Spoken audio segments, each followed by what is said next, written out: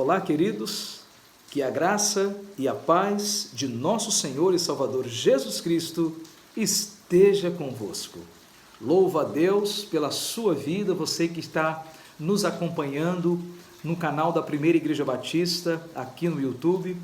Louvamos a Deus, você que é membro da Primeira Igreja Batista, você que é congregado e você de outras igrejas espalhadas na nossa região. Que Deus continue te abençoando através desses estudos, através dessas mensagens que têm certamente enriquecido o seu coração. E hoje estaremos estudando sobre a cura da alma. Eu sei que esse estudo, esse tema, chamou a sua atenção.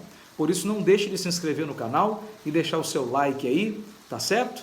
E venha conosco participar desta jornada de mensagens bíblicas e estudos bíblicos para a glória do Senhor e o enriquecimento da nossa vida espiritual.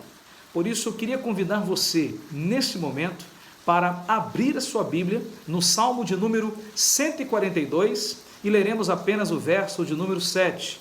Depois, eu vou te instruir para que você então abra sua Bíblia em 1 Tessalonicenses capítulo 5, versículo 23. Leremos então primeiro o Salmo 142, verso de número 7. Abra sua Bíblia aí. Assim diz a expressão de Davi: tira a minha alma do cárcere, para que eu dê graças ao teu nome. Os justos me rodearão quando me fizeres esse bem. A gente precisa entender uma coisa aqui. Em que contexto Davi estava ao escrever isso? Davi estava fazendo uma oração dentro da caverna de Adulão, local que ele fora para se esconder, para se abrigar, quando fugia do rei Saul, que queria tirar a sua vida. Então, o contexto mostra-nos que Davi não estava nada bem emocionalmente falando. A sua alma estava aflita, a sua alma estava cansada. De repente, é a sua condição hoje. Por isso, dentro disso, eu queria convidar você para, paralelamente a esse texto que lemos, esse versículo 7, você abrir comigo para vermos uma expressão também do apóstolo Paulo, agora no Novo Testamento, 1 Tessalonicenses, primeira carta do apóstolo Paulo aos Tessalonicenses, capítulo de número 5, versículo de número 23. Primeira carta do apóstolo Paulo aos Tessalonicenses, capítulo de número 5, versículo de número 23. E assim está escrito: o mesmo Deus da paz vos santifique em tudo, e o vosso espírito, alma e corpo sejam conservados íntegros e irrepreensíveis na vinda de nosso Senhor Jesus Cristo.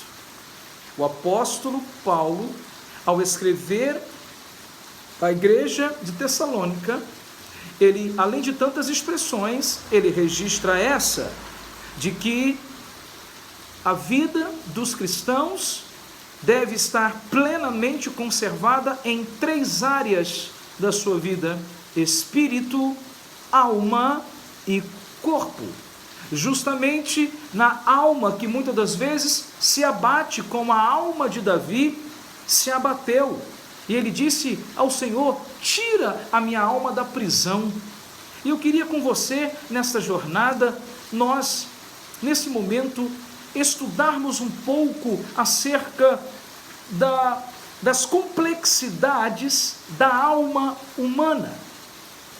Está diante de nós um estudo bíblico onde veremos acerca da importância de buscarmos plenamente a santificação em todas as áreas da nossa vida, no espírito, alma e corpo. Jesus, certa feita, estando com seus discípulos no jardim do Getsêmani, disse que o espírito, na verdade, estava pronto, mas a carne é fraca. E eu gostaria de acrescentar ainda que a alma está doente. Jesus disse que o espírito está pronto, a carne era fraca, e eu aqui quero acrescentar que a alma está doente. Numa visão tricotomista ou tricotômica, como queira, do homem, podemos dizer que somos um espírito, temos uma alma e habitamos num corpo. Se formos analisar, o espírito está pronto porque foi justificado por Jesus na cruz do Calvário. A carne, no sentido da natureza pecaminosa, ela é fraca. E a alma, que diz respeito às nossas emoções, à nossa volição, as emoções de cada um de nós, ela está doente e precisa de cura. E quando a alma está doente, ela acaba afetando, adoecendo também todo o corpo e trazendo grandes consequências consigo para o presente de cada um de nós. Quando a alma está doente, quando a alma do homem está doente, traz grandes consequências ao ser humano. Sabe por quê? Porque o nosso estado presente denuncia o passado.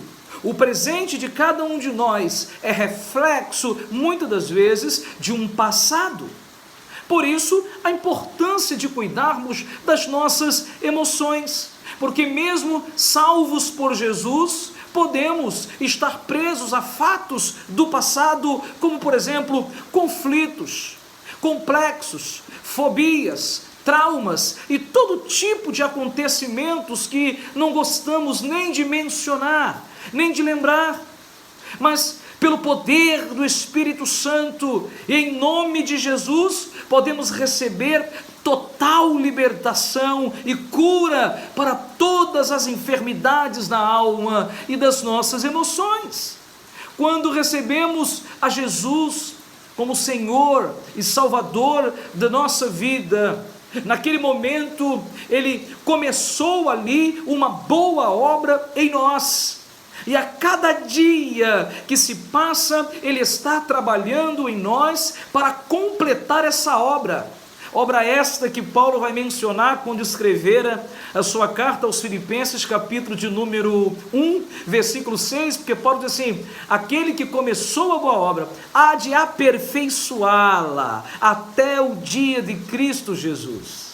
Porque, queridos, pelo lado de Cristo, pelo lado de Cristo, a obra da salvação, ela está consumada. Mas a vida de cada um de nós, na vida de cada um de nós, a sua obra de santificação está sendo completada.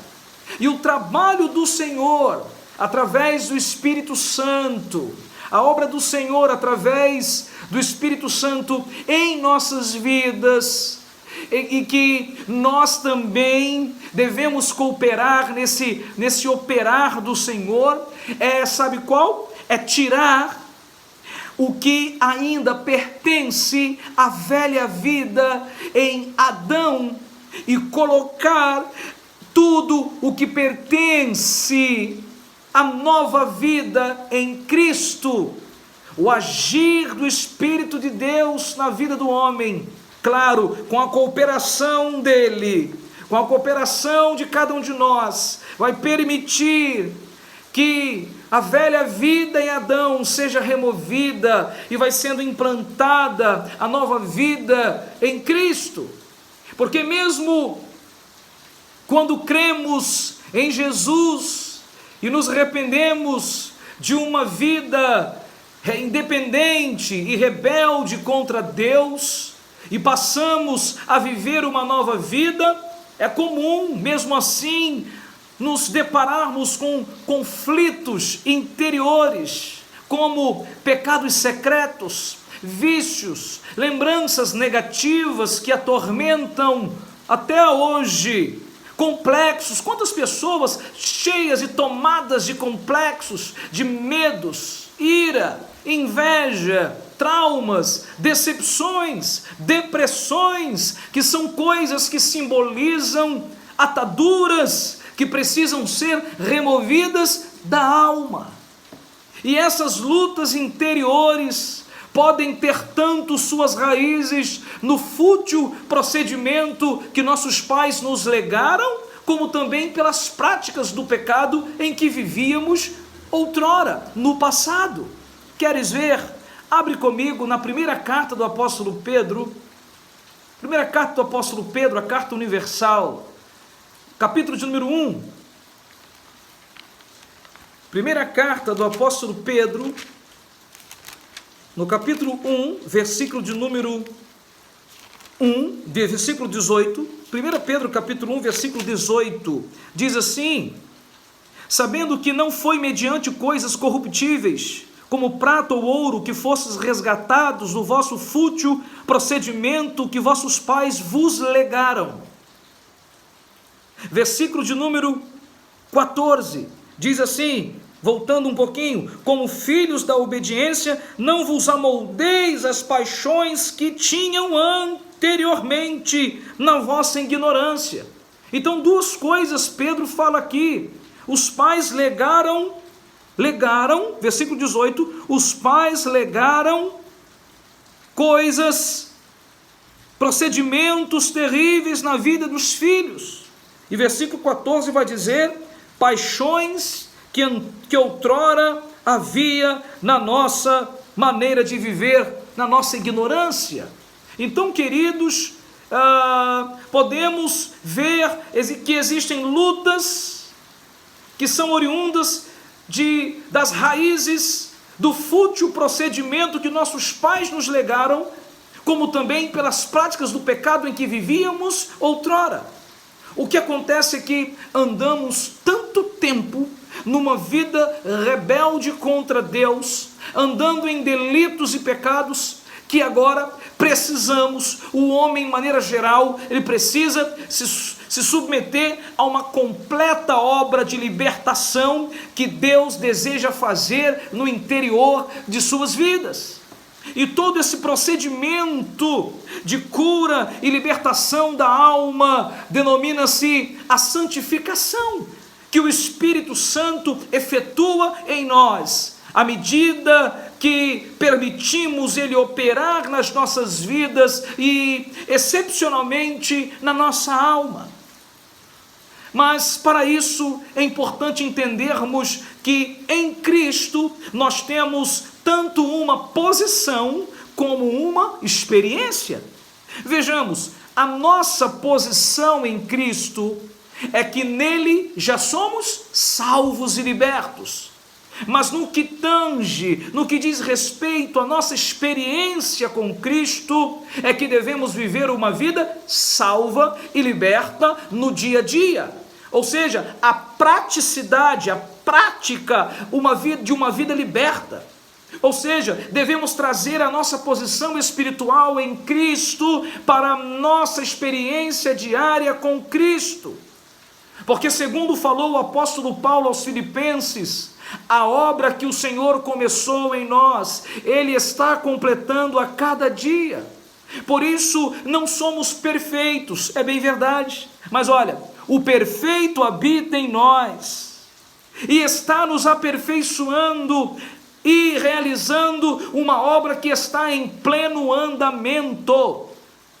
E como exemplo do que estou introduzindo na minha fala, trago aqui um episódio bíblico sobre uma vida liberta, que é o episódio da ressurreição do amigo de Jesus chamado Lázaro. Queira, por favor, abrir comigo Evangelho de João, capítulo número 11, e vamos ler a partir do versículo 38 ao versículo 44. Evangelho de João, capítulo de número 11, versículo 38 ao versículo de número 44. Assim diz: Jesus, agitando-se novamente em si mesmo, encaminhou-se para o túmulo. Era este uma gruta a cuja entrada tinha posto uma pedra.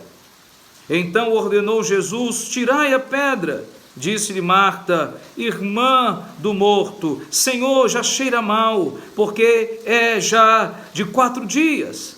Respondeu-lhe Jesus: não te disse eu que, se creres, verás a glória de Deus?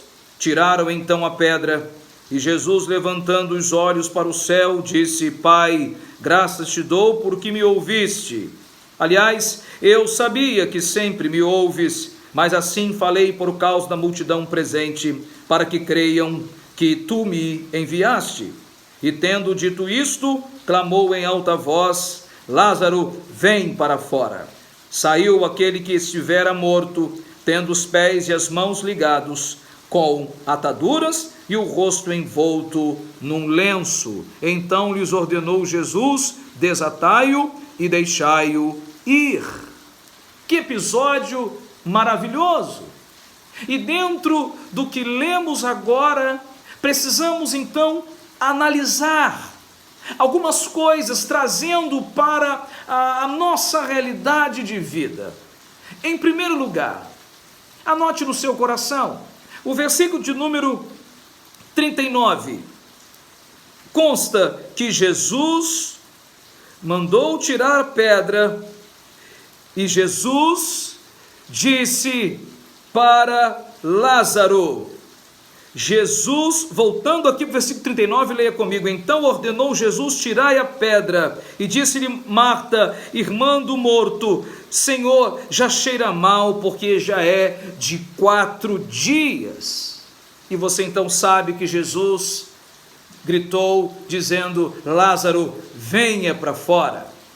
Então, queridos, isso mostra, em primeiro lugar, que Lázaro estava morto, mas o Senhor deu-lhe vida. E principalmente falando, e espiritualmente falando, nós estávamos mortos em nossos delitos e pecados, mas Jesus nos deu vida, nos tirando dentre os mortos no pecado. Precisamos entender, Jesus deu vida a Lázaro, e espiritualmente falando, a nós, Jesus nos deu vida espiritual, vida, e sabemos que vivíamos profundamente no pecado, vivíamos dentre os mortos no pecado, e Jesus nos tirou do meio do pecado, porque a Bíblia diz: aonde abundou o pecado, superabundou a graça do Senhor. É bem verdade.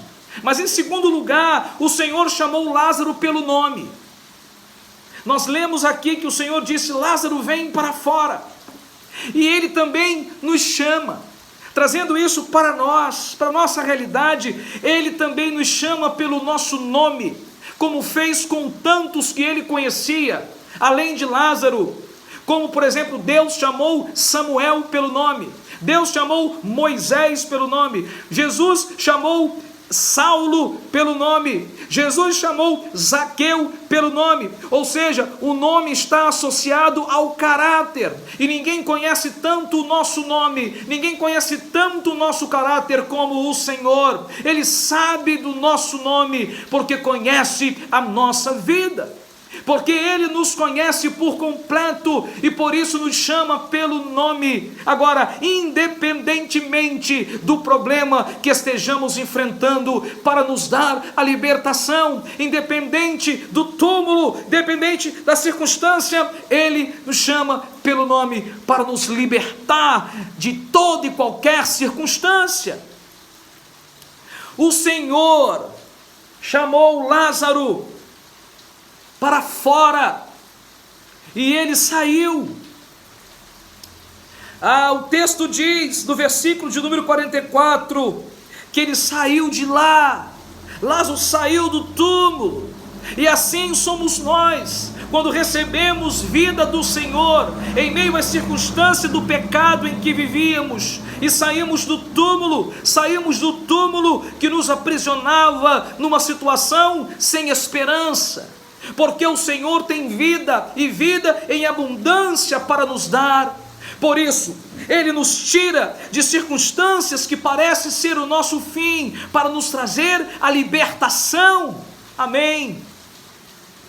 Podemos ainda ver que Lázaro recebeu vida, mas um detalhe, ele quando sai do túmulo, vivo, ressurreto, tem uma questão aqui. O texto diz no versículo 44, que Lázaro saiu cheio de ataduras de dentro do túmulo. E essa é a realidade de muitas pessoas também, que estavam mortas no pecado e receberam vida, mas mesmo salvas por Jesus, podem estar convivendo com ataduras na sua alma, que as prendem e as impedem de serem libertas de cadeias emocionais, conflitos internos, complexos e traumas, e etc. O Senhor ainda nos dá uma aula de como está o diagnóstico de muitos de nós. O Senhor ainda, quando diz para Lázaro sair, e ele vem todo cheio de atadura e com lenço no seu rosto, algo nos chama a atenção aqui no versículo 44, porque Jesus, na última expressão desse versículo, diz para as pessoas: desatai-o, ou seja, tirem as ataduras de Lázaro. O Senhor não diz para Lázaro se desamarrar sozinho, se livrar daquelas ataduras sozinhos, apesar dele já estar ressurreto e vivo. O Senhor chamou pessoas para ajudá-lo.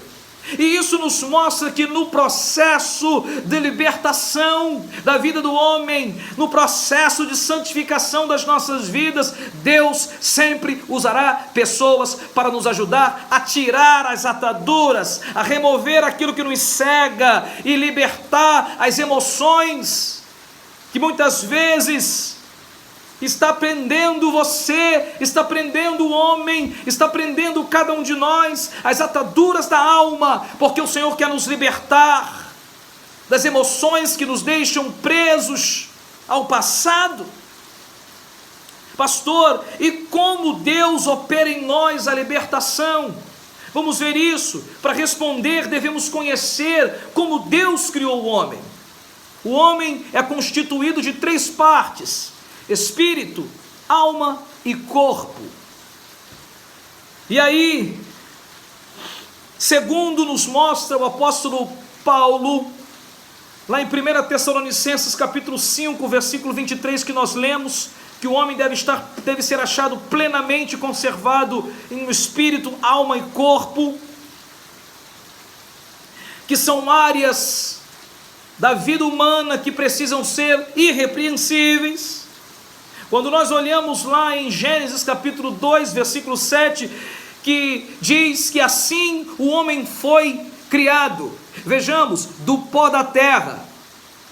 O homem foi formado e volta a ser pó quando morre, e isso corresponde ao seu corpo físico. E olhando ainda para Gênesis capítulo de número 2, versículo 7, ali está escrito que o homem foi criado do pó da terra, recebeu de Deus então um fôlego de vida, que corresponde ao espírito do homem. E o homem recebeu ali alma vivente, foi o que o homem passou a ser, que corresponde à sua alma, às suas vontades e seus desejos. O corpo do homem permite então seu contato com o mundo ao seu redor, onde ele vive e se relaciona através dos seus 5 sentidos. E a alma do homem permite seu contato consigo mesmo, através de suas emoções, de suas vontades, de seu intelecto. E o espírito do homem permite seu contato com Deus, por meio da obediência aos valores ensinados na palavra, gerando assim uma comunhão onde experimentamos a presença do Espírito Santo. E quando a vida do Espírito de Deus, que habita em comunhão com o nosso espírito, ele governa a nossa alma e nosso corpo, temos vida espiritual. Mas quando a nossa alma, a nossa volição, que é a nossa vontade, está no governo da nossa vida, que muitas vezes está escravizada pelos desejos do corpo, do pecado, então temos vida carnal. E consequentemente não estaremos livres para amar e andar em comunhão com o Senhor. Porque está comprovado que o controle de Satanás escraviza o homem, o controle da alma oprime o homem, mas o controle do Espírito Santo nos liberta. Quando Deus criou Adão e Eva, criou-os para viverem uma vida espiritual, isto é, o Espírito Santo governando o homem em toda a sua vida, em toda a sua totalidade. Mas Deus então provou o homem, colocando-o lá no jardim do Éden, para dele cuidar e cultivar aquele jardim. E no jardim haviam 3 tipos de árvores: as árvores frutíferas, a árvore do entendimento do bem e do mal, e a árvore da vida, como está lá em Gênesis capítulo 2, versículo 9. Entendam, as árvores frutíferas estão relacionadas ao corpo, porque elas estavam lá para alimentar o corpo do homem. Já a árvore do conhecimento do bem e do mal está relacionada à alma, e que segundo a ordem divina, o homem jamais deveria comer dela. E a árvore da vida, que estava lá no jardim, está relacionada ao espírito do homem, porque alimentaria o espírito do homem por toda a eternidade, como está em Gênesis capítulo 3, versículo 22. Mas, no entanto, se o homem comesse da árvore do conhecimento do bem e do mal, ele estaria decidindo independente da vontade de Deus e estaria em rebeldia. E o fruto dessa árvore era a morte, ou seja, a vida separada de Deus, porque Deus disse a Adão que se ele comesse da árvore, certamente morreria. Mas se o homem comesse da árvore da vida, ele alimentaria sua comunhão com Deus. Mas o homem quebrou sua comunhão com Deus comendo do fruto proibido. O homem foi influenciado pela tentação de Satanás, como consta em Gênesis 3, versículo 1, e desobedeceu a Deus. E então, queridos, ao se alimentar da árvore do conhecimento do bem e do mal, o homem estava decidindo que viveria sua vida segundo a sua própria vontade, a vontade da sua alma, e não mais segundo o Espírito de Deus. E foi assim que o homem manifestou a sua desobediência e rebeldia contra Deus. E o homem sofreu consequências pela consequência dos seus pecados.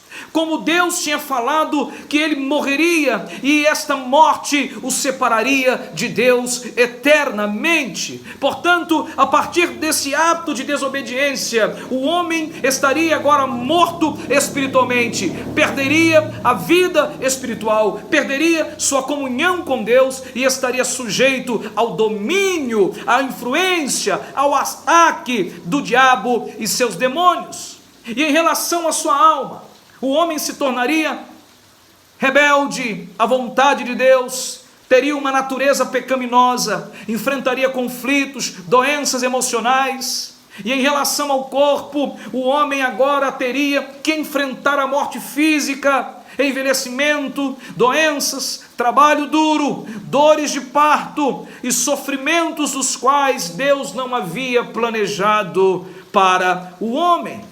E por isso, todo ser humano, pelo nascimento natural, nasce em Adão e herda as consequências do seu pecado, como o próprio apóstolo Paulo nos orienta quando escreveu a carta aos Romanos, no capítulo de número 5, versículo de número 12, diz assim: portanto, assim como por um só homem entrou o pecado no mundo, e pelo pecado a morte, assim também a morte passou a todos os homens, porque todos pecaram.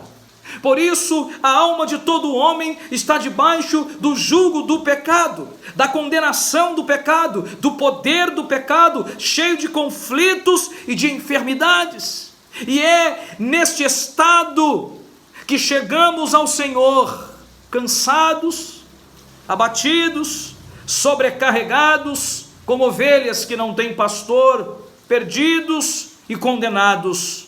E aqueles que vêm nesse estado ao Senhor, deixando a sua vida lá fora, deixando a sua vida de pecado, embora estejam salvos, ainda podem, mesmo assim, estar cheios de cicatrizes emocionais, feridas, amarras, traumas, rejeições, escravizados por velhos hábitos e padrões de pensamentos, cheios de ansiedades, complexos, medos, preocupações, depressão, opressões e tantas enfermidades da alma no seu universo interior. Muitas vezes é assim que um homem chega aos braços do Senhor, porque apesar do homem regenerado ser salvo por Cristo, ainda assim existem áreas em sua vida que foram destruídas pelo pecado e precisam ser restauradas e precisam ser curadas. A alma viveu tanto tempo numa vida independente de Deus, tendo tantas marcas na vida no passado sem Cristo, que agora precisa ser restaurada, transformada pela nova vida do Espírito, que trabalha diariamente para trazer libertação. Mas você pode me perguntar, pastor, como precisamos de libertação se já somos salvos? Se o nosso nome já está escrito no livro da vida? A salvação, pastor, já nos trouxe a libertação? Devemos entender bem isso. Por exemplo, vamos começar pelo significado da palavra salvação. A palavra salvação, ela é uma palavra muito abrangente.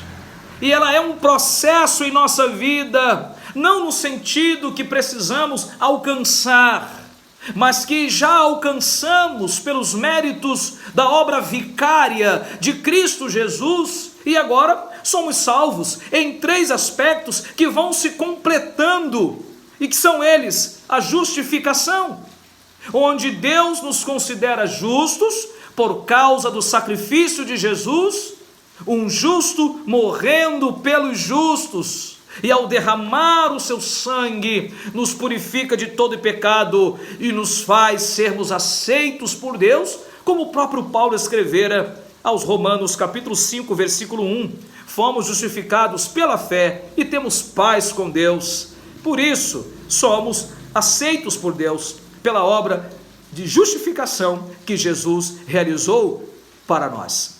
Em segundo ainda, podemos ver que o segundo aspecto que vai acontecendo na nossa vida é a santificação, onde Deus nos considera pessoas separadas para Ele, por causa da obra do Espírito Santo nas nossas vidas diariamente, em que nossas emoções e vontades vão sendo curadas e libertas à medida que vamos sendo aperfeiçoados pelo Espírito de Deus. E ainda o terceiro aspecto desta obra de salvação é a glorificação.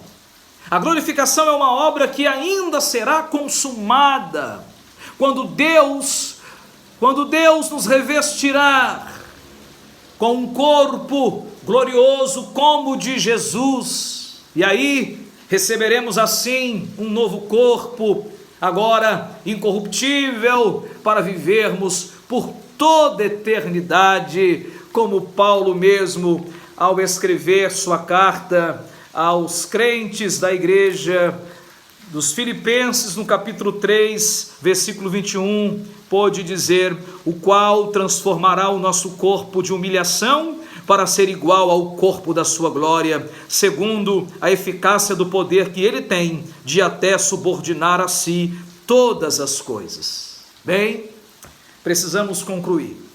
E concluímos que a cura da alma é uma cirurgia do Espírito Santo nas áreas de maior complexidade na nossa vida. E esta obra faz parte da santificação da nossa alma que o Espírito Santo realiza, porque só Ele pode penetrar em nossa alma e restaurar as nossas emoções abaladas. Portanto, pela obra do Calvário, o nosso espírito foi salvo por ter sido justificado diante de Deus. A nossa alma está sendo santificada por estar sendo curada e liberta diariamente pelo poder e ação do Espírito Santo, dia após dia. E o nosso corpo, ele será glorificado, revestido de glória na volta de Jesus. Agora escute, e se você é uma pessoa que tem percebido ataduras em áreas da sua vida que te imobilizam e te impedem de viver melhor, eu te encorajo, submeta-se ao Senhor, confesse o que tem te impedido de avançar na sua vida cristã, confesse para Deus o que tem te impedido, o que tem te embaralhado, o que tem te atrapalhado a ser uma pessoa melhor para Deus. Peça ao Senhor que tire isso, que liberte você das amarras, de todas as ataduras que te prendem, porque de repente você já está com uma nova vida, mas mesmo vivo, as ataduras imobilizam você. Peça ao Senhor, submeta-se a Ele e peça-o para tirar da sua vida, para te libertar, para que você viva melhor. Porque a profecia de Isaías vai falar acerca de Jesus, no livro de Isaías capítulo 61, versículo 1, que diz que Jesus veio para libertar os cativos e pôr em liberdade os oprimidos. Por isso, eu chamo você para ser uma pessoa curada na sua alma, nas suas emoções. E Jesus está aqui comigo, Jesus está aí com você para ouvir a sua oração, porque Ele quer libertar você. Ele quer fazer com que você viva uma vida abundante. A vida que Jesus quer que você viva, ela é abundante. Ele te deu vida e quer fazer com que esta vida seja abundante na sua vida. Que Deus te abençoe em nome de Jesus.